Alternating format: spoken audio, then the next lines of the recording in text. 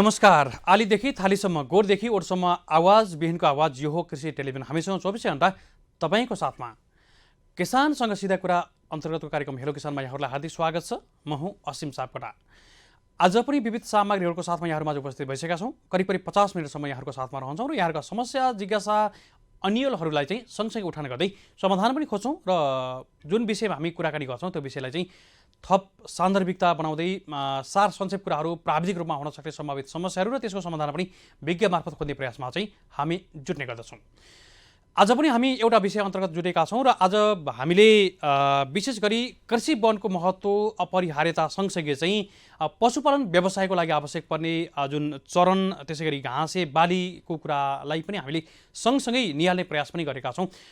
नेपालमा धेरै व्यक्तिहरू धेरै किसानहरू चाहिँ पशुपालन व्यवसायमा संलग्न पनि हुनुहुन्छ। धेरैको जीविकोपार्जन पनि चलेको छ यसै क्षेत्रबाट र यसलाई हामीले थप व्यवस्थित र व्यावसायिक बनाउनको लागि जुन चरणको त्यसै गरी घाँसे बालीको पनि महत्त्वपूर्ण भूमिका रहन्छ र यो कुरा पनि हामीले जान्नै पर्छ भनेर पनि यो विषयलाई पनि हामीले पटक पटक उठाउने प्रयासमा हामी जुटेका छौँ। आज यो विषयलाई अलिकति फरक एङ्गलबाट उठाउँदैछौँ। राष्ट्रिय कृषि वन नीति 2076 पनि पारित भइसकेको छ र यसले कृषि क्षेत्रको लागि जुन पशुपालन व्यवसायको लागि हुन सक्ने सम्भावित फाइदाहरू के कस्ता नीतिले जुन खुल्ला गराएको छ अथवा किसानहरूलाई के फाइदा हुनसक्छ पशुपालक किसानहरूलाई भन्ने खालको सन्दर्भ सँगसँगै चाहिँ हामीले जुन राष्ट्रिय चरण तथा घाँसे बाली अनुसन्धान कार्यक्रम जुन एउटा नार्क अन्तर्गतको एउटा निकाय हो, कृषि अनुसन्धान परिषद नार्क अन्तर्गतको निकाय हो र यसले गरेका विभिन्न कार्यक्रम सँगसँगै चाहिँ घाँसे बाली प्रबन्धनका लागि गरिएका कार्यक्रमहरू र पछिल्लो समयमा चाहिँ हामीले यो पशुपालक किसानहरूले बुझ्नै पर्ने कुराहरू पछिल्लो समयमा आएका विभिन्न खालका घाँसहरूको विषयमा पनि हामी पक्कै पनि चर्चा गर्छौँ र यहाँहरूका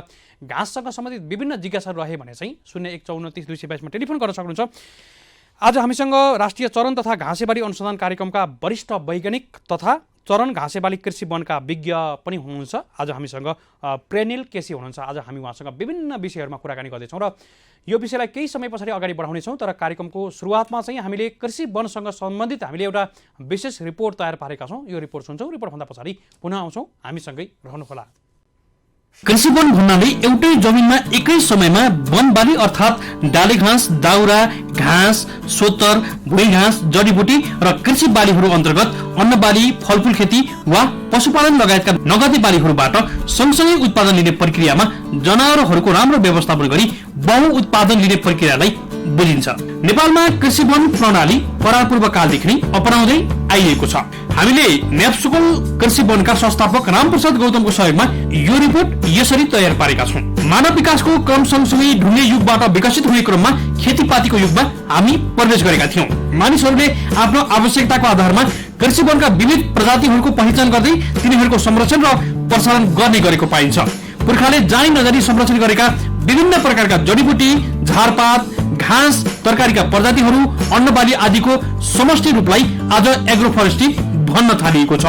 विकसित राष्ट्रहरूले शताब्दी अगाडिदेखि नै यस्ता जडीबुटीमा आधारित विभिन्न उद्योग धन्दाहरू सञ्चालन गरी देशको आर्थिक उन्नति गरिसकेका छन्।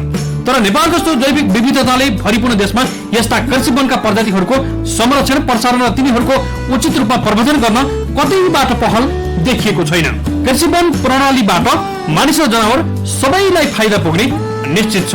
नेपालमा कृषि वन प्रणाली दिगो कृषि विकासको लागि मानव सभ्यताको सुरुवातदेखि नै अपनाउँदै आइएको देखिन्छ। यसको ज्वलन्त उदाहरण खेतबारीको डिल, कान्ला, छेउ, कुना र खरबारीमा डाले घाँस र अन्य जातका रुख बिरुवा हुर्काई डाले घाँस, दाउरा, काठ आदि एकमुष्ट रूपमा उपभोग गर्नुलाई मान्न सकिन्छ। कृषि वन खेती प्रणाली बारे उचित सिप, ज्ञान र उपयोगिता बारे प्रचार प्रसारको कमीले कृषि वन प्रणालीले उचित रूप लिन भने सकेको छैन। दिनानुदिन बढ्दो जनसङ्ख्याको कारणले वातावरणमा प्रतिकूल असर परेको, उत्पादनमा ह्रास आइरहेको, पशु आहारा र दाउरामा टड्कारो समस्या देखिनुले यस्ता समस्या समाधानको वैकल्पिक उपाय कृषि वन प्रणालीको विकास गर्नु नै हो। वास्तवमा कृषि वनको अवधारणा र अभ्यास नेपालको लागि नौलो भने होइन। कृषकहरूले परम्परादेखि नै कुनै न कुनै रूपमा कृषि वनको अभ्यास गरिरहेका छन्। तर समयानुकूल प्रविधिमूलक ढङ्गबाट यसलाई सुधार गर्दै जानु आजको आवश्यकता हो। कृषि वनका फाइदाहरू। कृषि वन प्रणालीमा हानि हुने सम्भावना एकदमै न्यून हुन्छ, किनभने बाढी वा सुक्खा भए पनि रुख प्रजाति र फल प्रजातिबाट आम्दानी लिन सकिन्छ। पर्यावरण र पारिस्थितिक पद्धतिलाई संरक्षण गर्ने एउटा उत्तम विकल्प पनि मान्न सकिन्छ। जैविक विविधता संरक्षणमा महत्त्वपूर्ण भूमिका खेल्ने गर्दछ। रुख बिरुवाले कार्बन शोषण गर्ने हुँदा कार्बन उत्सर्जनमा कमी ल्याउन मद्दत गर्छ। साना किसानको आयमा वृद्धि हुने हुँदा गाउँबाट जनशक्तिलाई पलायन हुनबाट जोगाउन सकिन्छ। बालीको उत्पादन बिस्तारै बढ्दै जान्छ। थोरै रकम खर्चेर लगाएको रुखबाट लगानीको 10 गुणा भन्दा बढी प्रतिफल प्राप्त गर्न सकिन्छ। सबै खालको मौसममा पनि उत्पादन लिन सकिन्छ। एकसाथ कृषि बाली, वन बाली, फलफूल, पशुपक्षी समेतको आम्दानी प्राप्त गर्न सकिन्छ।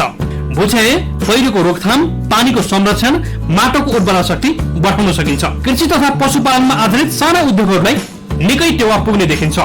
दाउराको आपूर्ति गरी गोबरबाट जैविक मल बनाउन सकिन्छ। कृषि वन प्रणालीबाट खाद्यान्नको उत्पादनलाई बढाउन सकिन्छ। गर्मीका दिनमा माटोको तापक्रम नियन्त्रण राख्न सकिन्छ। माटोको सूक्ष्म जीवाणुको क्रियाकलाप बढाई बालीहरूको उत्पादन बढाउन सकिन्छ। अनुत्पादक बन्जर खाली प्रति जग्गामा रुख लगाई यस्ता जग्गालाई समेत उत्पादनशील बनाई थप आम्दानी गर्न सकिन्छ। ग्रामीण जनताको आय, रहन सहन र खानपिनमा सुधार ल्याउन मद्दत गर्छ। कृषि वनका लागि छनौट गरिने रुखहरूमा हुनुपर्ने गुणहरू: छिटो बढ्ने जातका उपयोगी बिरुवा हुनुपर्छ। काण्ड सिधा हुने, छत्रमा हाँगाबिगा कम लाग्ने जात हुनुपर्छ। गहिरो जरा जाने जातको रुख हुनुपर्छ। यसले तलसम्म गई पानी र पोषक तत्व तानेर माथि ल्याउँछ। सँगै रहेका अन्य बिरुवालाई समेत मद्दत पुर्याउँछ।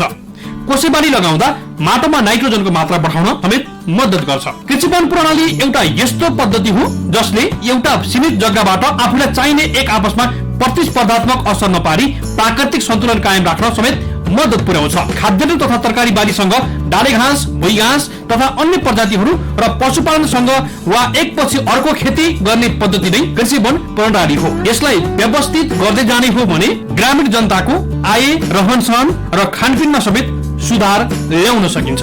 नेप्सकोल कृषि वनका संस्थापक रामप्रसाद गौतमको सहयोगमा असीम सापकोटाको यो रिपोर्ट।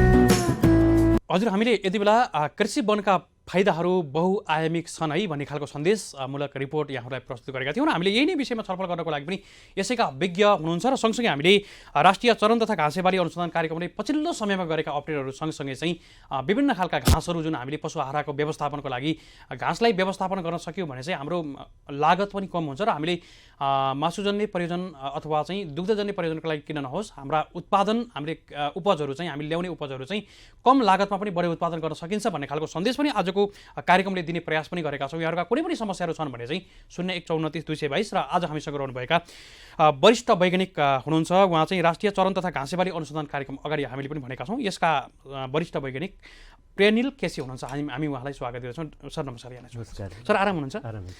अहिले केमा व्यस्त हुनुहुन्छ यहाँहरू? अहिले हामी यो हाम्रो अहिले नार्कमा हामी पहिला चाहिँ चरण तथा घाँसेबाली महाशाखा भनेर एउटा डिभिजनमा थियौँ हामी।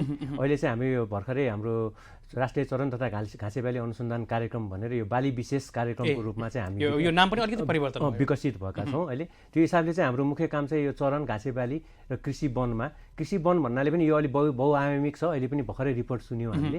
तर यसमा चाहिँ हामी अब चरण, घाँसेबाली र हामी चाहिँ सिल्भी पास्चर एग्रो फोरेस्ट्री भन्छौँ, डाले घाँस र घाँसमा आधारित कृषि वन प्रणालीमा चाहिँ हामी प्रमोसन गर्नेमा, प्रोत्साहन गर्नेमा लागिरहेका छौँ। नेपालमा पनि अलिकति पहिला हामीले आकलन गर्ने भने चाहिँ त्यो बेलामा घाँसका प्रबन्धनका कुराहरू अथवा चाहिँ घाँस पनि खेती गर्ने चिजहरू भन्ने खालको अवस्था थियो। तर आज त्यो अवस्था रहेन र आज व्यावसायिक रूपमा पशुपालक किसानहरूले चाहिँ घाँस मजाले लगाएर मात्रै सुरुवात गर्नुभएको अवस्था पनि छ। समग्र रूपमा आज यो घाँस व्यवस्थापनको कुरालाई चाहिँ किसानहरूले कसरी मनन गर्नुभएको छ? नेपालमा घाँसको विकास क्रममा अब यो सबभन्दा सुरुमा चाहिँ यो व्हाइट क्लोभर भनेर, प्याउली घाँस भनेर हाम्रो चाहिँ यो जङ्गबहादुर राणाको पालोमा चाहिँ उहाँ बेलायत भ्रमण जानु हुँदाखेरि चाहिँ एउटा चाहिँ बगैँचामा राख्नु र बगैँचामा राम्रो हुन्छ भन्ने किसिमले चाहिँ यो व्हाइट क्लोभर घाँसको आयातित भएको चाहिँ विदेशबाट आएको प्रथम घाँसको रूपमा हुन्छ।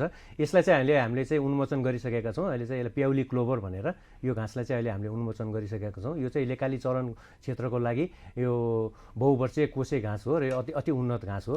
यो लगायत यसरी नै हाम्रो घाँसको विकासको क्रममा चाहिँ धेरै अगाडिदेखि नै हाम्रो चाहिँ एउटा जय घाँस, विगत 40-50 वर्षदेखि चाहिँ जय घाँसको चाहिँ हाम्रो एउटा हिउँदे घाँसेबालीमा जय घाँसको चाहिँ खेती हुँदै आएको छ। भने अब अहिले चाहिँ बिस्तारै आएर अहिलेको विभिन्न हाम्रो पशु विकास आयोजनाहरूको क्रमसँगै चाहिँ विभिन्न खालका बहुवर्षीय घाँसहरू अब बर्सिम भेज हैन, हिउँदमा बर्सिम भेज जय घाँस, अब बर्खामा चाहिँ टियोसेन्टी, अहिले मकैचरी 1 भनेका छौँ, यस्ता खालका घाँसहरू लगायत सरगम बाजरा, अब बहुवर्षीय घाँसहरू सेटेरिया, मुलाटो 1, मुलाटो 2, सिग्नल, सेटेरिया लगायतका यस्ता बहुवर्षीय घाँसहरू पनि हाम्रो चाहिँ अहिले प्रचलनमा छ। किसानहरूले नयाँ नयाँ घाँसका खोजी गर्नुभएको छ। आज पनि यहाँहरूसँग त धेरै आउनुहुन्छ, कहिलेकाहीँ हामीसँग पनि जोडिनु भएको छ। आज मात्रै 2जना किसान चाहिँ निकै टाढाबाट सिन्धुपाल्चोकबाट आउनु भएको थियो, मलाई नै भेट्ने गरेर पनि। जस्तो उहाँहरूले घाँसको कुरा गर्नुभएको थियो, मैले विज्ञसँग जोडिदिने काम पनि गरेँ। जस्तो किसानहरूले अहिले विभिन्न खालका घाँसहरू खोज्ने काम पनि भइरहेको छ र प्राइभेट सेक्टरबाट पनि भइरहेको छ। धेरै ठाउँहरूमा चाहिँ बिक्री वितरण भइरहेको हामी पनि देख्छौँ। यद्यपि अलिकति ग्ल्यामर जस्तो भइरहेको छ कुनै कुनै घाँसहरू, जस्तो सुपर नेपियर, यहाँले अगाडि अफियरमा भन्नुभएको थियो, अलिकति अन्यल पनि बनाइएको छ, अथवा चाहिँ यथार्थ पनि हो, अथवा अलिकति कन्फ्युजन जस्तो देखिन्छ सर। यसलाई चाहिँ कसरी लिनुहुन्छ? अब सुपर नेपियर अथवा अहिले चाहिँ स्मार्ट नेपियर भनिन्छ, अथवा अन्य यो अर्कै प्रजाति हो, त्योभन्दा फरक छ भनेर पनि भनिराखेका छन् व्यवसायीहरूले। चाहिँ यो चाहिँ कति प्रजाति हुन्छ नेपियरमा चाहिँ? अझ यो नेपियरका प्रजातिको कुराकानी गर्दा सुपरमा पनि अझै स्मार्ट अथवा अन्य नाम गरेर बजारमा जाँदै गर्दा चाहिँ अलिकति किसानहरूमा अन्यल छ। यो नेपियर सम्बन्धी एकदमै राम्रो समसामयिक प्रश्न गर्नुभयो, धन्यवाद। नेपियर सम्बन्धीमा चाहिँ अहिले अब हामीका नेपियर यो अहिले चाहिँ अब पछिल्लो समयमा नेपियर चाहिँ हाइब्रिड नेपियर भनेर चाहिँ आएको छ। यो चाहिँ कस्तो भने बाजरा र हाम्रो नेपियर, बाजराको चाहिँ यो धेरै बायोमास हुने, धेरै घाँस उत्पादन हुने खालको गुण र नेपियर पेनिसेटम पर्पोरियम भन्छ, नेपियरको चाहिँ बहुवर्षीय गुण र पेनिसेटम ग्लाउकम भनेर चाहिँ यो बाजरा, यो दुईटाको क्रस गरेर बनाएको हो। यसलाई चाहिँ एनबी हाइब्रिड भनेर, NB21 भनेर हामीका एकदमै पहिलादेखि नै NB21 नेपियर चाहिँ प्रचलनमा थियो नै। यो नै हाम्रो नेपियर हाइब्रिड नेपियर चाहिँ नेपालमा पहिलो भित्रेको चाहिँ NB21 नै हो। त्यसपछि चाहिँ अब हाम्रो भारतबाट CO3 CO4 भनेर कम्ब्याटर 3 कम्ब्याटर 4 भनेर कम्ब्याटर 5 भनेर अहिले रिसेन्टली चाहिँ कम्ब्याटर 6 भनेर पनि इन्डियाको कम्ब्याटरमाबाट रिलिज भएको छ भने अहिले पछिल्लो समयमा चाहिँ यो थाइल्यान्डबाट पनि अब यो सबै हाइब्रिड नेपियरलाई चाहिँ क्रस गर्ने क्रममा यो नेपियर चाहिँ अलिकति बहुवर्षीय घाँसमा अलिकति भोल्युम राम्रो भएको हुनाले चाहिँ यो थाइल्यान्डले पनि पाक्सोङ नेपियर भनेर चाहिँ रिलिज गरेको छ। त्यसैलाई नै अहिले सुपर नेपियर भनेर चाहिँ अहिले किसान माझ एकदमै लोकप्रिय भइरहेको अवस्था छ भने यस्तै गरेर अहिले चाहिँ अब स्मार्ट नेपियर भनेर पनि आएको छ। तर यसको यथार्थ चाहिँ हामीलाई आइसकेको छैन। अहिले हामीभन्दा किसान अगाडि जस्तो पनि देखिन्छ। भनेपछि जस्तो किसानहरू ल्याउनु भएको छ, यहाँहरूले उन्मोचन चाहिँ गरिसक्नु भएको छैन? इन्मोचन भएको छैन, यो त हाइब्रिड हो, यसलाई त हाम्रो दर्ता प्रक्रियामा मात्रै हुन्छ। अब किसानहरूले पनि अगाडि ल्याउनु भएको छ, तर यसको आधिकारिकता होइन यो पक्कै हो कि होइन त भन्ने कुरा। जस्तो अहिले स्मार्ट भन्नु भन्छ, कसैले रेड नेपियर भनेर पनि सुनिन्छ, काहीँ नाइजेरियन नेपियर भनेर पनि आछ। भनेपछि यो विभिन्न किसिमका हाइब्रिड नेपियरहरू हो। यसको अलिकति आधिकारिकता र यसको क्वालिटी जुन वानस्पतिक गुणहरू छ जुन त्यो चाहिँ के हो कस्तो हो भन्ने कुरा चाहिँ अझ हाम्रो अध्ययनको विषय, त्यसको अनुसन्धान चाहिँ हुन बाँकी नै छ। यद्यपि राम्रो पनि हुन सक्छ, ठिक छ। सुपर नेपियरहरू जुन किसानको उसमा चाहिँ आएको सुपर फास्ट बढ्ने भएको हुनाले सुपर नेपियर भनियो यसलाई। हुन चाहिँ यो पाक्सोङ नेपियर हो, यो थाइल्यान्डबाट क्रस गरेको हो। अब यसमा चाहिँ अलिकति यो क्रस गर्दाखेरि चाहिँ ट्रिप्लोइड हुन्छ, यो ट्रिप्लोइड हाइब्रिड हो। यसको चाहिँ सिड प्रोडक्सन हुँदैन, सिड लागे पनि यसबाट सिड प्रोडक्सन हुँदैन। यो चाहिँ वानस्पतिक हाम्रो चाहिँ यो 3टा आँखला भएको ऊबाट नै हामीले चाहिँ त्यो सारेर नै हामीले चाहिँ जरा अथवा त्यसलाई चाहिँ कटिङ गरेर त्यसको 2टा आँखला चाहिँ जमिन मुनि तेर्सो गाडेर नै हामीले चाहिँ यसको चाहिँ प्रसारण गर्ने गर्छौँ। यसको प्रसारण एकदमै सजिलो भएको हुनाले चाहिँ वानस्पतिक प्रसारणबाट नै सजिलो हुने भएको हुनाले यसलाई चाहिँ हामीले सिडबाट प्रसारण गर्नलाई चाहिँ हामीलाई अलिकति खर्चिलो र टाइम कन्ज्युमिङ पनि हुने भएको हुनाले चाहिँ यसलाई चाहिँ हामीले यसरी नै वानस्पतिक प्रसारणमा नै अति उत्तम छ। अब यो सुपर नेपियरको चाहिँ अलिकति बढी चौडा पातहरू हुने होइन, हुन त कुनै पनि हाइब्रिड नेपियरको अलिकति चौडा पात हुने, छिटो बढ्ने र बायोमास बढी हुने र अलिकति राम्रो फर्टिलाइजर, राम्रो मलखाद र पानी सिँचाइको व्यवस्था गर्न सकेको खण्डमा चाहिँ हाम्रो 8-10 महिना लगभग वर्षैभरि चाहिँ यसले घाँस उत्पादन गर्न सक्छ। तर जो पक्कै पनि बर्खामा भन्दा चाहिँ हिउँदमा चाहिँ अलिकति कम उत्पादन हुन्छ होइन, त्यसरी चाहिँ यसलाई लिन सकिन्छ। हजुर, हामी कार्यक्रम हेलो किसानमा रहेका छौँ। कृषि टेलिभिजनको राष्ट्रिय च्यानल मार्फत हामी लाइभमा देशैभरि एकैसाथ रहेका छौँ भने कृषि टेलिभिजन आइडी हाम्रो फेसबुक पेज मार्फत पनि एकैसाथ हेर्दै हुनुहुन्छ, सुन्दै पनि हुनुहुन्छ। आज हामीले घाँसे बाली जुन घाँसको व्यवस्थापनका कुराहरू सँगसँगै गरिराखेका छौँ। सँगसँगै हामीले राष्ट्रिय जुन कृषि वन नीति 2076 पारित भए पछाडि चाहिँ यसका कार्यक्रमहरूको विषयमा अपडेट पनि गराउँदैछौँ। सँगसँगै हामीले राष्ट्रिय चरण तथा घाँसेबारी अनुसन्धान कार्यक्रमका अहिले लेटेस्ट कार्यक्रमहरू के कस्ता रहेका छन् र किसानले के कुराहरू बुझ्न आवश्यक छ भन्ने खालको सन्दर्भ पनि जोडिराखेका छौँ। यहाँहरूका कार्यक्रम हेर्दै गर्दा सुन्दै गर्दा समस्याहरू छन् भने चाहिँ 015430-222 टेलिफोन गर्न सक्नुहुन्छ। हामीसँग रहनुभएका अतिथिसँग सिधा कुराकानी गर्न पाउनुहुन्छ लाइभ मार्फत नै। यो पनि जानकारी यहाँबाट गराउन चाहन्छु। सर, अब धेरै कुरा आइसकेको छ, यहाँले भनिराख्नु भएको छ। अन्तिम खण्डमा चाहिँ हामीले यहाँहरूले जुन संस्थागत जुन राष्ट्रिय चरण तथा घाँसेबारी अनुसन्धान कार्यक्रमले गरेका कार्यक्रमहरू, किसानको लागि के कस्ता अपडेटहरू छन्, आवश्यक छन् भन्ने खालको कुरा अलिक पछाडि जाउँला हामी। अहिले जुन राष्ट्रिय कृषि वन नीति 2076 पारित भइसके पछाडि कृषि र वनको सम्बन्ध त सँगै नै छ, एउटा पारस्परिक सम्बन्ध पनि छ। सँगसँगै चाहिँ यो नीतिले चाहिँ साँच्चीकै अब कृषिलाई पनि उठाउनको लागि सहयोग गर्नेछ अथवा चाहिँ के रहेछ नीतिमा चाहिँ अलिकति किसानले बुझ्ने गरे भनिदिनुहोस् न।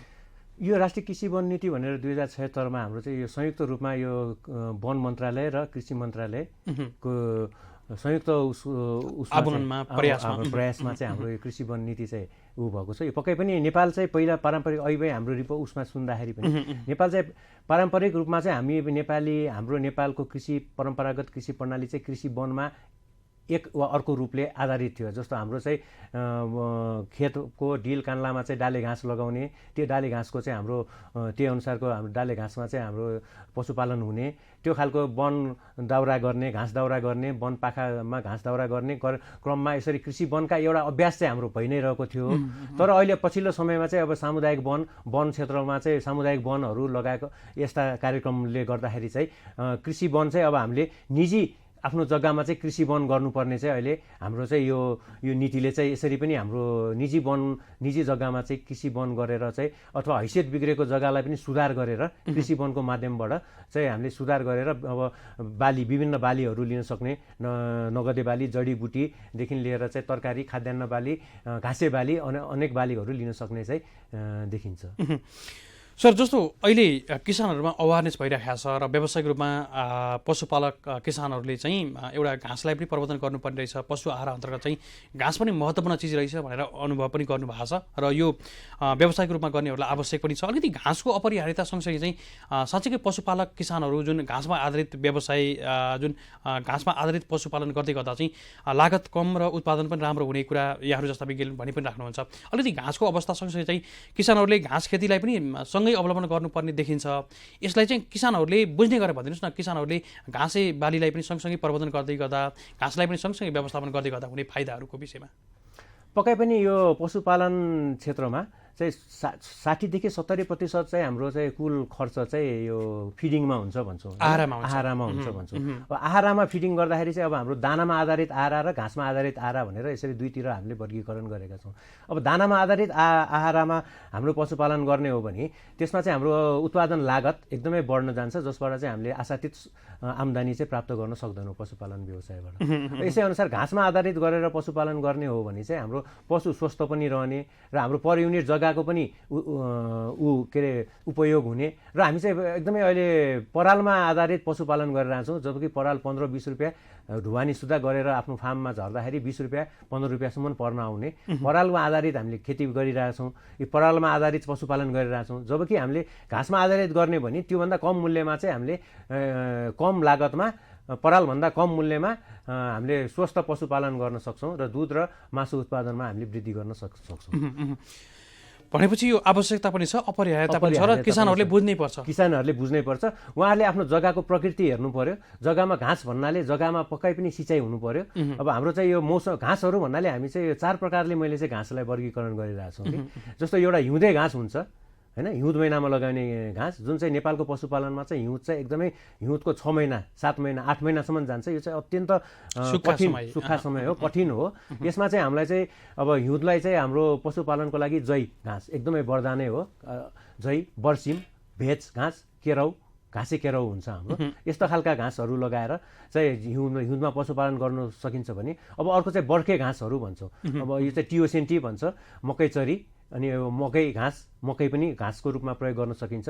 त्यस्तै यो सुडान, बाजरा, सरगमहरू, जुनेलो घाँसहरू यो चाहिँ मल्टिकट 3-4 कटसम्म कटिङ गरेर चाहिँ पशुपालन गर्न सकिन्छ। यो नै खास चाहिँ हिउँदे र वर्षे घाँस नै यो क्वान्टिटीको हिसाबले, भोल्युमको हिसाबले पशुपालनको लागि नहुने हाम्रो चाहिँ गर्नै पर्ने चाहिँ यो चाहिँ एकदमै अपरिहार्यता हो भने अब अर्को चाहिँ केही पर्सेन्ट 30% 20% चाहिँ बहुवर्षीय घाँसबाट चाहिँ यो चाहिँ बर्खायामको लागि चाहिँ त्यो घाँसबाट पनि हामीले चाहिँ पशुपालन गर्न सक्छौँ भने अब चाहिँ फेरि हिउँदको सुक्खायाममा डाले घाँस पनि हाम्रो जुन चाहिँ कृषि वनको पनि कुरा गऱ्यौँ डाले घाँसका प्रजातिहरूले चाहिँ हाम्रो हिउँदको सुक्खायाममा पनि टाँकीहरू लगायतका चाहिँ घाँसहरूले चाहिँ हिउँदको सुक्खायाममा पनि हामीलाई चाहिँ भरथेक गर्ने हुनाले एउटा चाहिँ यो डाले घाँस पनि भयो। यसरी चाहिँ हिउँदे घाँस, बर्खे घाँस, बहुबर्खे घाँस र डाले घाँस गरेर 4 प्रकारको घाँस भयो। अनि एउटा हामीले बिर्सनै नहुने एउटा घाँस चाहिँ एउटा हाम्रो चाहिँ स्थानीय घाँस भनेर छ, जुन चाहिँ हाम्रो चाहिँ यो परम्परागत नेपालको पशुपालन चाहिँ स्थानीय घाँस र वनको च्याउला वन दाउरा घाँस दाउरा गर्दाखेरिको जुन वनको डाले घाँस र भुइँ घाँस स्थानीय घाँसबाट नै हाम्रो चाहिँ परम्परागत पशुपालन चलिरहेको र हाम्रो चाहिँ अर्को बिर्सनै नहुने चाहिँ स्थानीय घाँसको पनि प्रमोसन गरेर अलिकति उत्कृष्ट ठहरेका स्थानीय घाँसहरूलाई चाहिँ हामीले प्रवर्धन गर्नुपर्ने चाहिँ जस्तै अहिले प्रवर्धन गर्नुपर्ने कुन देखिन्छ स्थानीय स्तरका घाँस? अब स्थानीय घाँस भन्नाले अब हाम्रो एउटा अब एकदमै प्रचलित किसानहरूले एकदमै बुझ्नुहुने अमृतसो घाँस है, यो पनि स्थानीय हो। तर अब अमृतसो त स्थानीय होइन कि भने जस्तो भ्रममा पनि हुनुहुन्छ होला। यो अमृतसो घाँस चाहिँ हाम्रो एकदमै राम्रो नेपालको लागि राम्रो स्थानीय घाँस हो। यो चाहिँ अब कृषि वनको प्रणालीमा पनि अत्यन्त उपयुक्त। यो चाहिँ यसले चाहिँ घाँस पनि दिने, यसबाट कुचो पनि उत्पादन भएर किसानहरूलाई थप आम्दानी हुने र यसका चाहिँ त्यो जुन चाहिँ यो हार्ड स्टिमी पार्ट छ, कडा पार्टले चाहिँ दाउरा पनि हुने हुनाले चाहिँ यो चाहिँ मल्टी युज बहुआयामिक यसको चाहिँ फाइदाहरू चाहिँ छ भने त्यो लगायत अब विभिन्न प्रकारका हाम्रा वंशोहरू चाहिँ छ जुन चाहिँ अब आफ्नो यो ठाउँ विशेष अनुसार चाहिँ किसानहरूले अब चित्रे वंशो, घोडे वंशो, कुकुर वंशो, कनिको वंशो भनेर विभिन्न वंशका प्रजातिहरू छ। त्यस्तै अब यो खर घाँसहरू, मुसे खरुकी भन्नेहरू घाँसहरू छ, बाँसपाते घाँसहरू भन्ने। अब हुन त यो किसानहरूले आफ्नो ठाउँ अनुसारले यसको चाहिँ नाम फरक छ होइन। तर यस्ता खालका घाँसहरू थारखरी भन्छ होइन, यस्ता खालका घाँसहरू चाहिँ हाम्रो युज भइरहेको छ। जुन चाहिँ अब यो अङ्ग्रेजीमा भन्दाखेरि चाहिँ यो सिम्बोपोगन, क्राइसोपोगन, हेटेरोपोगनहरू विभिन्न खालका चाहिँ यो घाँसहरू चाहिँ यो मतलब यो युज भइरहेको छ। भनेपछि स्थानीय स्तरका घाँसहरूलाई पनि हामीले सँगसँगै प्रवर्धन गर्नु पर्यो, व्यवस्थापन गर्दा चाहिँ स्थानीयलाई पनि सँगै जोड दिनु पर्यो र आवश्यकता अनुसार चाहिँ हामीले अहिले के आएका छन् यिनीहरूलाई पनि खोज्नु पर्यो भन्ने खालको यहाँको निष्कर्ष रह्यो। अनि यो सेवा टेवाको लागि चाहिँ स्थानीय घाँस हो। स्थानीय घाँस फेरि हामीलाई चाहिँ त्यस्तो बढी चाहिँ जुन न्युट्रिसियसको जुन पोषणको हिसाबले चाहिँ त्यस्तो अलिकति त्यति उपयुक्त त त्यति छैन। तर चाहिँ जुन हामीले जस्तो परालमा ढोडमा आधारित भएर पशुपालन गर्नु भन्दा चाहिँ स्थानीय घाँसको जुन चाहिँ यो चाहिँ फेरि यसको चाहिँ मनसुन सिजन सुरु भएपछि जेठ असारबाट चाहिँ मजाले पलाउन सुरु भएर चाहिँ असोज कार्तिकसम्म चाहिँ यसको चाहिँ लाइफ रहन्छ। सर यहाँले निकै महत्त्वपूर्ण विषय भनिराख्नु भएको छ। हामी एउटा टेलिफोन कल चाहिँ लिइहाल्छौँ। हजुर नमस्कार, यहाँलाई स्वागत छ। नमस्कार। हजुर कहाँबाट को बोल्दै हुनुहुन्छ? म बागलुङदेखि लक्ष्मण थापा सर। लक्ष्मण थापा भन्नुभयो, कहाँबाट भन्नुभयो? लक्ष्मणजी सुन्नुहोस् न, टेलिभिजनको साउन्डलाई अलिकति अफ गरिदिनुहोस् न है, कि त अलिकति टाढा आइदिनुहोस् न है। टेलिभिजनको साउन्डले गर्दा डिस्टर्ब आइरहेको छ, तपाईँको आवाज चाहिँ अलिकति हामीले बुझ्दैनौँ कि हामीले लाइभ गर्दा चाहिँ। हुन्छ सर, हुन्छ। अलिकति टाढा आइदिनुहोस् न है लक्ष्मणजी। हजुर हजुर, हुन्छ सर, हुन्छ। लक्ष्मणजी कहाँबाट भन्नुभयो यहाँले? म बागलुङदेखि। बागलुङबाट, ठिक छ। तपाईँको आवाज अहिले चाहिँ हामीले सुनेका छौँ। लक्ष्मणजी यहाँको जिज्ञासा के छ? सरले त्यो मकै घाँस भन्नुभएको थियो नि, हजुर त्यो सर कुन सिजनमा लगाउँदा थियो होला? सरले घाँस भन्नुभएको थियो, कुन चाहिँ सिजनमा लगाउँदा हुन्छ भन्नुभएको छ भने। नमस्कार लक्ष्मणजी। यो चाहिँ मकैचरी घाँस भनेर हाम्रो चाहिँ यो टियोसेन्टी घाँस हो। यो चाहिँ मकैचरी 1 भनेर हामीले रिलिज गरेका छौँ। यो चाहिँ हाम्रो तपाईँले यसलाई बिउ उत्पादन गर्नुहुन्छ भने चाहिँ यो फागुन सहित अहिले नै लगाउनु एकदम उपयुक्त हुन्छ बिउ उत्पादन गर्नको लागि। यो बाली चाहिँ 8 महिनादेखि 9 महिनासम्म बिउ उत्पादनको लागि यसले समय लिन्छ भने तपाईँ अब घाँसको लागि गर्नुहुन्छ भने चाहिँ यो जेठ असारतिर चाहिँ तपाईँले छर्न सक्नुहुन्छ। वैशाख जेठ असारमा जेठमा छर्दाखेरि चाहिँ तपाईँले घाँस चाहिँ उत्पादन लिन सक्नुहुन्छ। घाँसको लागि सर? घाँसको लागि हजुर। जस्तो लक्ष्मणजी तपाईँलाई चाहिँ यो कहाँ पाउँछ भन्ने खालको जिज्ञासा पनि छ? हजुर सर, कहाँ पाउँछ? हजुर, यसको सिड उत्पादन चाहिँ हाम्रो तराई क्षेत्रमा मात्रै हुने, यो बागलुङ, यो कास्की एरियामा अथवा हाम्रो यी काठमाडौँमा पनि यो एरियामा चाहिँ यसको बिउ उत्पादन हुँदैन।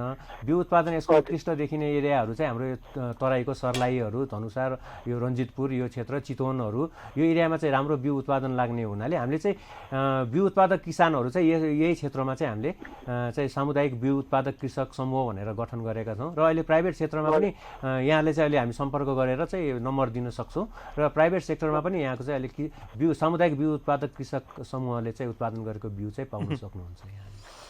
लक्ष्मणजी अहिले यहाँलाई बिदा गर्छौँ है। हुन्छ सर। यहाँलाई आवश्यक पर्यो भने हामीले पक्कै पनि उपलब्ध गराउँछौँ। यहाँले पछि मलाई पनि सम्पर्क गर्न सक्नुहुन्छ है। असिम सर हजुरको नम्बर यसो बताउनु होला न। हुन्छ, अन्तिमसम्म हेर्नुहोस् न है, म अन्तिम खण्डमा बताउँछु है। हुन्छ सर। हुन्छ, अहिले यहाँलाई बिदा गर्छौँ। लक्ष्मणजी हुनुहुन्थ्यो, बागलुङबाट हुनुहुन्थ्यो। यहाँको पनि समस्या जिज्ञासा अन्यलहरू छन् भने चाहिँ 0154 सिधा टेलिफोन गरी सहभागी हुन सक्नुहुन्छ। हामीसँग रहनुभएका अतिथि अर्थात् आज हामीसँग प्रेनिल केसी हुनुहुन्छ, वरिष्ठ वैज्ञानिक हुनुहुन्छ, चरण घाँसेबाली कृषि वन विज्ञ समेत हुनुहुन्छ, सँगसँगै राष्ट्रिय चरण तथा घाँसेबाली अनुसन्धान कार्यक्रममा समेत आबद्ध हुनुहुन्छ। हामी उहाँसँग यिनै विषयहरूमा केन्द्रित हुँदै छलफल पनि गरेका छौँ। यहाँहरूको टेलिफोन कलहरू केही समय पछाडि लिन्छौँ, तर यति बेला कार्यक्रममा पालो भएको छ। छोटो विश्रामको विश्राममा पछाडि खण्डमा पुनः आउँछौँ। हामीसँगै रहनुहोला।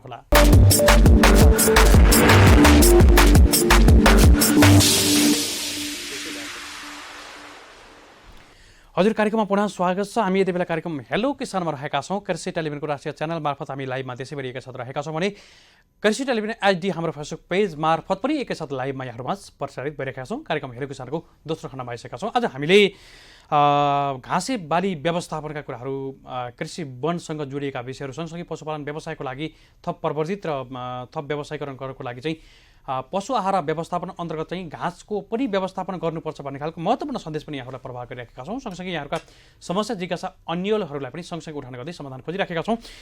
आज हामीसँग प्रेनिल केसी हुनुहुन्छ, उहाँ चाहिँ चरण घाँसेबाली कृषि वन विज्ञ हुनुहुन्छ, सँगसँगै चाहिँ राष्ट्रिय चरण तथा घाँसेबाली अनुसन्धान कार्यक्रमका समेत वरिष्ठ कृषि वैज्ञानिक हुनुहुन्छ। हामी उहाँसँग यो विषयमा हामी कुराकानी गरिराखेका छौँ। सँगसँगै यहाँहरूका टेलिफोन कलहरू पनि लिइराखेका छौँ। यहाँहरू टेलिफोन गर्न सक्नुहुन्छ 0154 सर पुनः स्वागत छ। सर, हामीले 2-4वटा कुरा गऱ्यौँ। सँगसँगै मैले यहाँले यो पुस्तक ल्याउँदै गर्दा, राष्ट्रिय कृषि वन नीति 2076 ल्याउँदै गर्दा चाहिँ सँगसँगै कृषि वन मन्त्रालय यो समन्वय समिति पनि अहिले सञ्चालनमा रहेको छ र यो समितिले गरेका र कृषि वनका परिपूरक पारस्परिक सम्बन्ध छन् भन्ने खालको काम र अरू केही कामहरू पनि होलान् सायद। यहाँले केही समयपछि भन्नुहुन्छ। हामी एउटा टेलिफोन कल लिन्छौँ। हजुर नमस्कार, यहाँलाई स्वागत छ। सायद टेलिफोन कटिया छ। यहाँहरू पनि आउन सक्नुहुन्छ 0154 सर, मैले अगाडि भनेको कुरा जस्तो कृषि वन मन्त्रालय यो समन्वय समिति जुन कृषि र वनको पारस्परिक सम्बन्ध छ है भन्ने खालको एउटा समिति बनाएको छ, यसले के गरिराखेको छ अहिले? हजुर, यो कृषि वन मन्त्रालय समन्वय समिति भनेर यसलाई कृषि वन नीतिलाई चाहिँ हाम्रो यो वन मन्त्रालय र कृषि मन्त्रालय दुईटाले नै स्वामित्व ग्रहण गरेको छ। र अहिले चाहिँ यो कृषि 5-5 वर्षको चाहिँ टर्म हुन्छ कृषि र वन मन्त्रालयमा। अहिले चाहिँ कृषि मन्त्रालयको सचिवज्यूको संयोजकत्वमा चाहिँ कृषि मन्त्रालय कृषि वन समन्वय समिति भनेर छ। त्यसमा चाहिँ अब हाम्रो राष्ट्रिय योजना आयोगको सहसचिव योजना हेर्ने, त्यसपछि चाहिँ हाम्रो अब चाहिँ कृषि मन्त्रालयको चाहिँ कृषि वन हेर्ने फोकल पर्सन, त्यस्तै वन मन्त्रालयको कृषि वन हेर्ने फोकल पर्सन, त्यस्तै नेपाल कृषि अनुसन्धान परिषदको एकजना प्रतिनिधि, त्यस्तै कृषि तथा वन विश्वविद्यालयको प्रतिनिधि, अनि त्यस्तै किसान प्रतिनिधि, अनि किसानको सामुदायिक वनका प्रतिनिधिहरू गरेर चाहिँ यसरी 9 जनाको चाहिँ सदस्यीय चाहिँ कृषि मन्त्रालय कृषि वन समन्वय समिति भनेर चाहिँ सबै सेक्टरको व्यक्तिहरूलाई एउटा समिति बनाउनु भएको छ। अनि काम चाहिँ के गर्दैछ यसले चाहिँ? अब 76 अब यसको भर्खरै मिटिङ सुरु भएर चाहिँ यसले कामहरू गर्दैछ। अब यसले चाहिँ अब यो कृषि वन चाहिँ यो भेग सब्जेक्ट भएको हुनाले यो मेगा प्रोजेक्टहरूको बारेमा पनि कुराहरू हुँदैछ होइन। यसमा चाहिँ पछि यसमा चाहिँ के यसको आउला। सर, अब हामीले यो कृषि वन नीतिका कुराहरू त भइ नै सके र कृषि वन पारस्परिक सम्बन्ध पनि छ र हामीले परापूर्व कालदेखि नै कृषि वनका विभिन्न प्र्याक्टिसहरू गरिसकेका छौँ र गर्दै पनि आएका छौँ भन्ने कुरा यहाँले पनि भन्नुभएको छ। अगाडि हामी रिपोर्टमा पनि भनेका थियौँ। अब जुन घाँसे बालीको अवस्था, जुन चरणको अवस्थालाई चाहिँ हेर्दै गर्दा चाहिँ नेपालमा जस्तो चरणको अवस्था कस्तो छ अहिले? चरणको अवस्था भन्नाले चाहिँ अब चरण घाँसे बालीको अवस्था भन्नाले चाहिँ अब हामी कहाँ अहिले चाहिँ कस्तो छ भने यो बिउको अलिकति अभाव रहेको छ होइन। बिउ चाहिँ अब भनेको बेलामा सही समयमा चाहिँ बिउ प्राप्त गर्न किसानहरूलाई चाहिँ अलिकति कठिनाइ भएको जस्तो मैले देखेको छु। त्योभन्दा पनि अझ यो जेठ असारमा चाहिँ जुन बेला चाहिँ हाम्रो प्लान्टिङ टाइम हुन्छ, यो त्यसमा चाहिँ हाम्रो वानस्पतिक बिरुवा प्रसारण जस्तो प्लान्टिङ मेटेरियल भन्छौँ, बिरुवाको चाहिँ जुन स्याप्लिङ सेट्सहरू चाहिँ जरासहितको बिरुवाहरू चाहिँ जुन अथवा डाले घाँसका बिरुवाहरू, यिनीहरूको चाहिँ उत्पादनमा चाहिँ समस्या भइरहेको चाहिँ छ। र एउटा कलिग है, त्योभन्दा पछाडि हामी यो विषयमा जाउँला। हजुर नमस्कार, यहाँलाई स्वागत छ। हजुर सर नमस्ते। हजुर कहाँबाट को बोल्दै हुनुहुन्छ यति बेला? हजुर म चितवनबाट बोलेको। यहाँको शुभ नाम? सन्देश भन्नुभयो, चितवनबाट है? हजुर। सन्देश, यहाँको जिज्ञासा के छ यति बेला? हजुर त्यो जुन चाहिँ सरले त्यो कुचो घाँस भन्नुभयो नि, अनि मैले भर्खरै सुरु गरेको हजुर अनि त्यो बाख्रा पालन गर्दाखेरि त्यो कुचो घाँस चाहिँ धेरै नखाउनु भनेर भन्नुभएको थियो के असर कस्तो के छ तपाईँको एउटा महत्त्वपूर्ण जिज्ञासा रह्यो यो चाहिँ अरूहरूलाई पनि काम लाग्छ जस्तो अमृतसो घाँस चाहिँ बाख्राको लागि धेरै खुवाउँदा चाहिँ असर हुन्छ भनेर उहाँले कतैबाट सुन्नुभएको थियो यो आधिकारिक हो कि होइन भन्ने खालको जिज्ञासा उहाँको हजुर धन्यवाद प्रश्नको लागि चाहिँ सन्देशजीलाई यो चाहिँ एकदमै राम्रो प्रश्न गर्नुभयो अब यो कस्तो भने कुनै पनि घाँसहरूको अब कुन अवस्थामा खुवाउनु भयो भन्ने कुराले चाहिँ इफेक्ट गर्छ र सोलो खालको एउटै खालको घाँसहरू चाहिँ राम्रै घाँस भए पनि एउटै खालको घाँस खुवाउँदाखेरि चाहिँ पशुवस्तुहरूलाई चाहिँ असर गर्ने हुन्छ जस्तो घाँसमा चाहिँ अझ नरम अवस्थामा छ भने चाहिँ त्यसमा विभिन्न खालका एसिडहरू अक्ज्यालिक एसिड प्रुसिक एसिड मिमोसिन हाइड्रोसाइनिक एसिड लगायतकाहरू चाहिँ हुन्छ होइन त्यसले गर्दाखेरि चाहिँ तपाईँलाई त्यो उसलाई चाहिँ इफेक्ट गर्ने हुन्छ त्यसलाई चाहिँ हामीले चाहिँ कस्तो भने मिक्स गरेर खुवाउने हो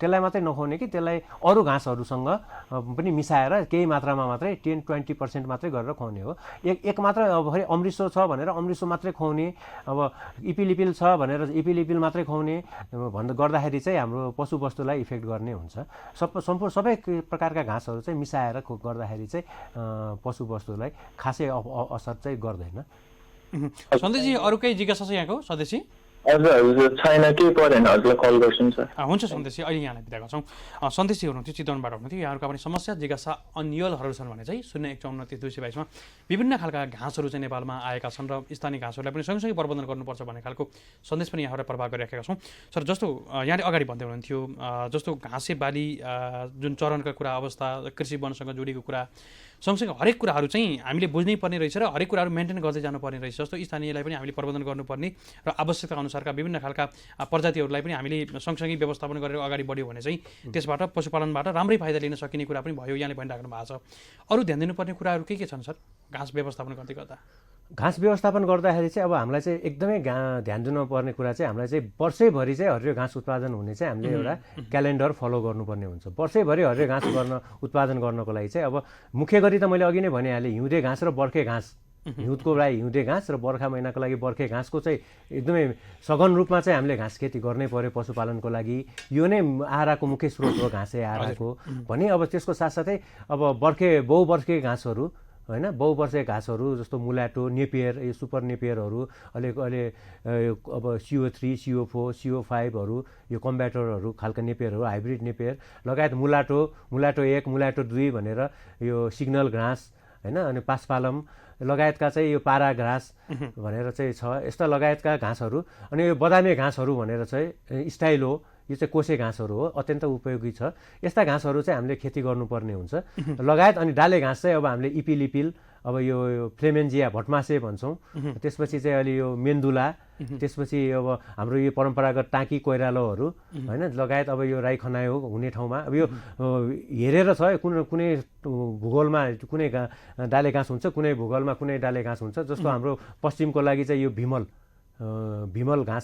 डाले घाँस एकदमै उपयुक्त छ त्यस्तै राई खन्युहरू छ हाम्रो यो तनहुहरू यो बिचको सेक्टरको लागि मध्य पहाडको लागि अब निमारोहरू त्यस्तै हाम्रो पाखुरी गोगन लगायतका डाले घाँसहरूको पनि हामीले चाहिँ खेती गरेर चाहिँ पशुपालन चाहिँ गर्नुपर्ने हुन्छ एउटा हामी कल लिन्छौँ हजुर नमस्कार यहाँलाई स्वागत छ हेलो नमस्कार हजुर कहाँबाट कल गर्नुहुन्छ मोरङबाट सर म यो बास्तोल इन्द्रलाल बास्तोला हो इन्द्रलाल बास्तोला है यहाँको शुभ नाम है हजुर यो घाँसको बिउ भनिन्छ पहिले भेटनेरीहरूले पनि अलिअलि किसानहरूलाई उपलब्ध गराउँथ्यो हजुर हजुर अब आजकल चाहिँ कुनै भेटनेरी सरकारले मिडियामा चाहिँ घाँस खेती भनेर भन्छ किसानहरूले बिउ बिजनको कुनै उसमा पाइँदैन कहाँ सम्पर्क गर्दा कसरी सरकारको अनुदानमा कसरी भेटिन्छ सर सरकारको अनुदानमा चाहिँ घाँसका बिरुवाहरू चाहिँ पाउनु पर्यो भन्ने खालको तपाईँको एउटा जिज्ञासा र कहाँ पाउँछ भन्ने जिज्ञासा पनि रह्यो है अर्को चाहिँ है हजुर हजुर सर के भन्नुहुन्छ उहाँलाई इन्द्रलालजीलाई धन्यवाद क्वेसनको लागि यो चाहिँ अहिले मैले अघि पनि यहाँलाई उ गरिहालेँ यो घाँसको बिउ र यो प्लान्टिङ मेटेरियल यो जुन बिरुवा प्रसारण सामग्रीको चाहिँ एकदमै देशैभरि चाहिँ अलिकति उ भएको छ जुन विगतमा चाहिँ जिल्ला पशु सेवा कार्यालय जुन अहिले चाहिँ हाम्रो चाहिँ यो स्थानीय प्रादेशिक र सङ्घीय संरचनामा चाहिँ अहिले कुनै स्थानीय उसमा चाहिँ गाउँपालिका अथवा नगरपालिकाले चाहिँ केही मात्रामा बिउहरूको माग गरेको पनि हामीले पाएका छौँ तर अहिले चाहिँ यहाँले भन्नुभएको जस्तै एकदमै समस्या छ यो लगायत हाम्रो चाहिँ त्यहाँ यहाँले मोरङ भन्नुभयो हाम्रो चाहिँ क्षेत्रीय कृषि हाम्रो चाहिँ तररा होइन कृषि अनुसन्धान निर्देशनालय भनेर अहिले नामाङ्करण भएको थियो। पहिला चाहिँ हाम्रो क्षेत्रीय कृषि अनुसन्धान केन्द्र थियो। अहिले चाहिँ कृषि अनुसन्धान निर्देशनालय तरारा सुनसरीमा चाहिँ हाम्रो जय घाँसका केही बिउहरू र टिओसेन्टी मकैचरीका बिउ उत्पादन पनि हामीले त्यहाँ गरेका छौँ। त्यहाँ चाहिँ हामीले केही मात्रामा बिउ पाउन सक्छौँ, त्यहाँबाट उपलब्ध हुन सक्छ। इन्द्रलालजी अरू केही जिज्ञासा छ यहाँको? सायद उहाँको टेलिफोन डिस्कनेक्ट भएछ। अरूलाई पनि काम लाग्छ। अन्य ठाउँमा कहाँ पाउँछ सर? जस्तो देशैभरबाट हामीलाई अहिले धेरै किसानहरूले सुन्दै हुनुहुन्छ, उहाँहरू आवश्यक पनि पर्न सक्छ। यो बिउ उत्पादक कृषकहरूको चाहिँ अब मैले यहाँलाई अफलाइनमा चाहिँ म उहाँहरूको चाहिँ दिउँला। जस्तो हाम्रो अब यो नवलपरासीमा चाहिँ हाम्रो यो गोपाल दुलालजी हुनुहुन्छ, हजुर, उहाँ चाहिँ घाँस विकास सङ्घको अध्यक्ष पनि हुनुहुन्छ। उहाँका हुनुहुन्छ भने अब जस्तो यो धादिङमा पनि हाम्रो गङ्गादत्त अधिकारीहरू हुनुहुन्छ होइन। त्यस्तै हाम्रो चाहिँ यो भक्तपुर साङ्गामा किरण खरेलजी हुनुहुन्छ होइन।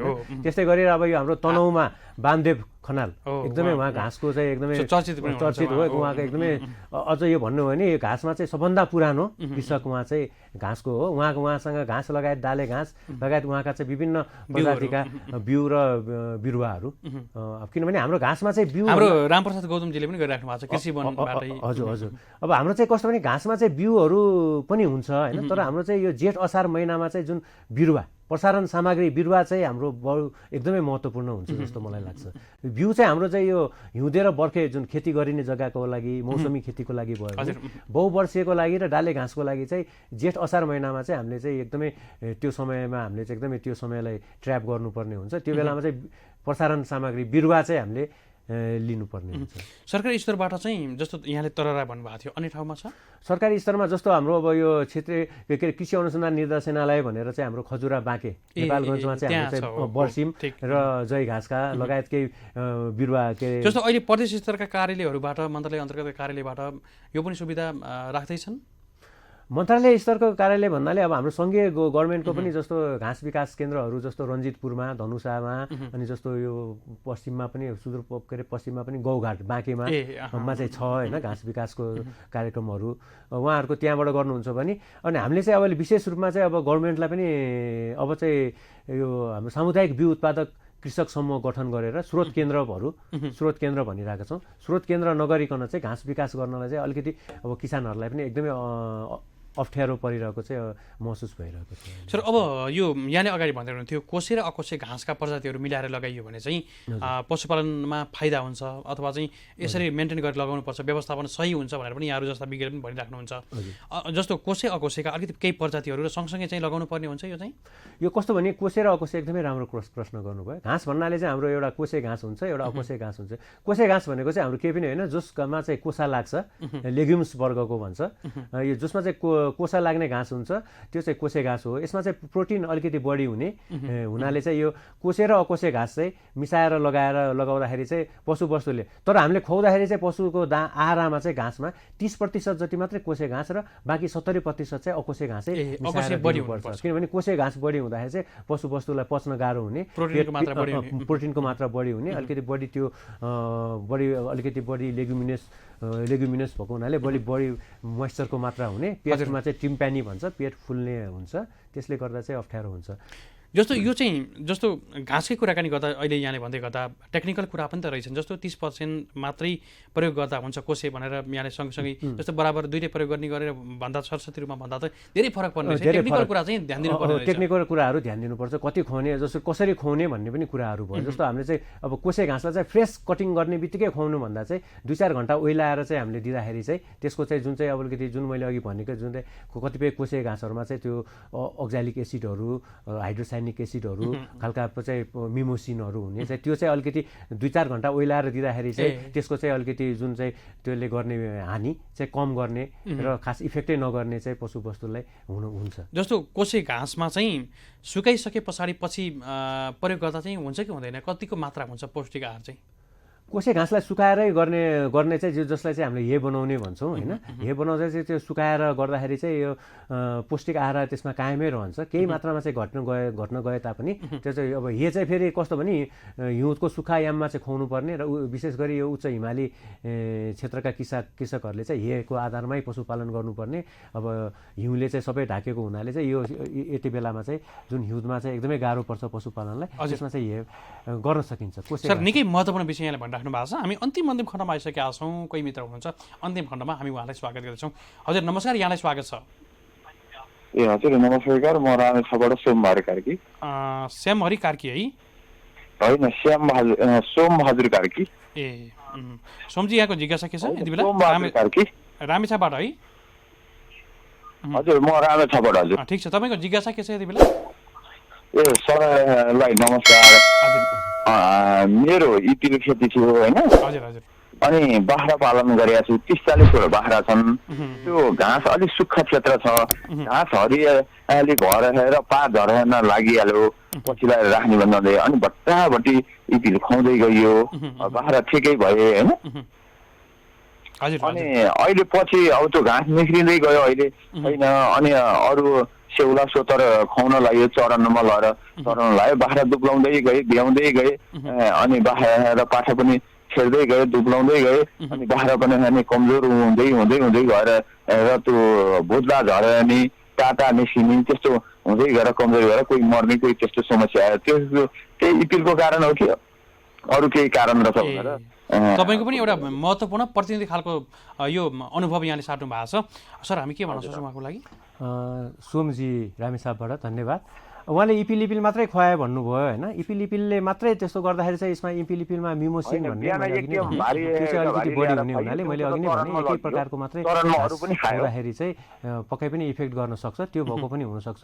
त्यो लगायत अब बाख्रा पालन गर्ने भन्नुभयो, बाख्रालाई चाहिँ अब अरू पनि जस्तो किम्बु होइन, इपिल अब टाँकी कोइरालो लगायत अरू पनि डाले घाँसहरू लगायत अरू बहुवर्षे घाँस र अरू जस्तो हिउँदे र बर्खे घाँस पनि त खेती गरिरहनु भएको होला। त्यो हिसाबले गर्नुभयो भने त्यो खालको समस्या आउँदैन होला।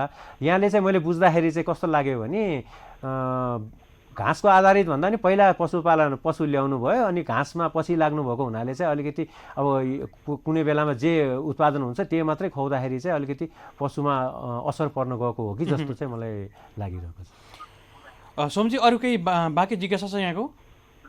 त्यसको लागि थप त्यसले इफेक्ट गर्दो त त्यो इफेक्टको औषधि चाहिँ के हुन्छ भनेर सोध्नु भनेर। औषधिको कुरा सोध्नु भएको छ। औषधि भन्नाले अब त्यसमा अब त्यसलाई खुवाउनलाई चाहिँ अब मिक्स गरेर खुवाउनु पर्यो। औषधि भन्नाले सिधै अब के भएको त्यो नहेरिकन अब यतिकै औषधि भन्न त गाह्रै पर्ने भयो। तर कस्तो भने उहाँले चाहिँ अब मिक्स गरेर खुवाउनु होला, अलि ओइलाएर भन्नुभयो, र त्यो लगायत अरू पनि घाँसहरू मिसाएर चाहिँ दिनुभयो भने चाहिँ त्यस्तो इफेक्ट नहोला तपाईँको। अलिकति अरू अन्य घाँसको भेराइटीहरू, घाँसका अरू प्रजातिहरू पनि खेती गरेर चाहिँ त्यो पनि मिक्स गर्दै गर्नुभयो भने चाहिँ पक्कै पनि तपाईँको यो समस्या नहोला जस्तो लाग्छ। हुन्छ सोमजी, केही पऱ्यो भने हामीलाई पछि पनि सम्झिनु होला है। अहिले यहाँलाई बिदा गर्छौँ है। हजुर हामीले उहाँलाई बिदा गरिसकेका छौँ। यो खालको समस्या किसानहरूमा टेक्निकल नलेज पनि नहुँदा अथवा चाहिँ यो कसैको लहलैमा सुनेर काम गर्दा पनि समस्या आइरहेका छन्। अरू पनि धेरै समस्या हुन सक्छन्। जस्तो यसमा चाहिँ हामीले मिश्रित खालका घाँसहरू, सबै खालका घाँसहरू लगाउनु पर्ने रहेछ है? हजुर, सबै खालका घाँसहरूको भेराइटी लगाउनु पर्यो। अब घाँसहरू पनि अब हामीले त्यही मैले भने नि जस्तो ओइलाएर पनि नदिनु हुने, जस्तो फ्रेस फिडिङ गर्नुहुन्छ। र कतिपय चाहिँ अब हाम्रो अब किसानहरूले अब भनौँ न घाँस अहिले अब हामीले घाँस खेतीको लागि प्रवर्धनको कुराहरू त गरिरहेछौँ, तर उहाँहरूले चाहिँ आएर कटिङ गर्ने कुन कटाइमा कसरी काट्ने होइन र कसरी खुवाउने भन्नेमा पनि उहाँले चाहिँ अब जस्तो उत्पादन गरेको घाँस पनि राम्रोसँग खुवाउन नसक्नु हुँदाखेरि चाहिँ उहाँको लस भएर चाहिँ जस्तो 30%, 20%, 30% चाहिँ उहाँहरूको घाँस उत्पादन भएको घाँस पनि लस भएर गइरहेछ। त्यही भएर चाहिँ उहाँहरूले चाहिँ कसरी खुवाउने त्यसमा पनि चाहिँ विशेष ध्यान चाहिँ दिनुपर्ने हुन्छ। सर अन्तिम खण्डमा छौँ, केही बाँकी कुरा त थियो, यद्यपि समय सकिन सकेको छ। अन्तिम खण्डमा यहाँको जुन राष्ट्रिय चरण तथा घाँसेबारी अनुसन्धान कार्यक्रम अन्तर्गतका केही कार्यक्रमहरू छन्, लेटेस्ट कार्यक्रमहरू चाहिँ अहिले चाहिँ अब हाम्रो चाहिँ यो जातीय विकास, हाम्रो चाहिँ अब राष्ट्रिय चरण तथा घाँसेबारी अनुसन्धान कार्यक्रमले चाहिँ अब हामीले विभिन्न अब बर्खे, बहुबर्खे, हिउँदे, डाले घाँस लगायतका घाँसहरूको उन्मोचन, जातीय विकासका कार्यक्रमहरू नै हाम्रो चाहिँ प्रमुख कार्यक्रम हो। त्यस्तै क्रममा चाहिँ अब हामीले चाहिँ अहिलेसम्म चाहिँ 15वटा घाँस चाहिँ उन्मोचन गरिसकेका छौँ। जयको मात्रै भन्नुहुन्छ भने 6वटा जात उन्मोचन गरिसकेका छौँ हिउँदे घाँसमा। त्यस्तै अब चाहिँ बर्सिममा चाहिँ ग्रिन गोल्ड भनेर चाहिँ हामीले उन्मोचन गरिसकेका छौँ भने भेज घाँस हिउँदको लागि भेज घाँसमा कुटिल कोसा 1 भनेर चाहिँ रिलिज गरिसकेका छौँ। त्यस्तै चाहिँ बर्खे घाँसको लागि चाहिँ मकैचरी 1 भनेर चाहिँ हामीले टिओसेन्टी लाई चाहिँ मकैचरी 1 भनेर हाम्रो चाहिँ त्यसरी रिलिज भएको छ भने बहुवर्षीय घाँसमा चाहिँ नेपियरकै हाम्रो पुरानो जुन चाहिँ हाइब्रिड नेपियर होइन हात्ती घाँस 1 भनेर नेपियर हाम्रो चाहिँ नेपालमै रिलिज भएको नेपियरलाई चाहिँ हात्ती घाँस पनि भन्ने हिसाबले चाहिँ हामीले हात्ती घाँस 1 भनेर नेपियर घाँस रिलिज गरेका छौँ। त्यस्तै सेटेरिया घाँसलाई चाहिँ हामीले खुमल बन्सो भनेर चाहिँ रिलिज गरेका छौँ। जुन चाहिँ मैले यो बन्सो भन्ने बित्तिकै सम्झेँ स्थानीय घाँसमा पनि हामीले विभिन्न प्रकारको मैले बन्सोको कुरा गरेको थिएँ। त्यो बन्सो जस्तै देखिने तर अलिकति उन्नत खालको सेटेरिया भन्ने घाँस भएको हुनाले हाम्रो स्थानीय बन्सो जस्तै देखिने तर त्योभन्दा अलिकति धेरै नै बढी घाँस हुने अलिकति अग्लो हुने बिरुवाको उचाइ र राम्रो बिउ लाग्ने र बिउबाट प्रसारण पनि गर्न सकिने भन्नाले हामीले खुमल बन्सो भनेर उन्मोचन गरेका छौँ। त्यस्तै हामीले स्टाइलो घाँस एकदमै बहुवर्षीय बाख्राको लागि पनि अत्यन्त उपयुक्त स्टाइलो पाल्पा स्टाइलो भनेर चाहिँ यसरी उन्मोचन गरेका छौँ।